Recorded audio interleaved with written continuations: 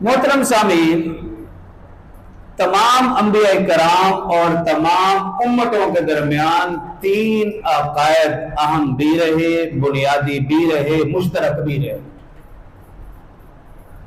Number 1 عقیدہ توحید، number 2 عقیدہ رسالت، نمبر 3 عقیدہ آخرت۔ یہ تین عقیدے تمام انبیاء اور تمام امتوں کے درمیان یہ بنیادی بھی رہے، اہم بھی رہے، مشترک بھی رہے۔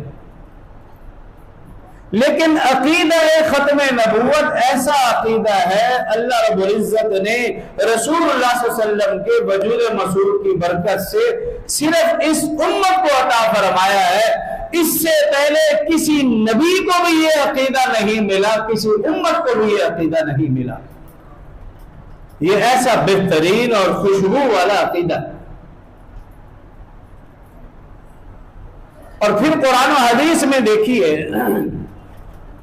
مفسرین، محدثین، محققین نے لکھا 100 سے زائد آیت مبارکہ ایسی ہیں جو عقیدہ ختم نبوت پر واضح دلائل۔ محدثین نے لکھا کہ 200 سے زائد احادیث مبارکہ ایسی ہیں جو عقیدہ ختم نبوت کے اوپر واضح دلیل ہے۔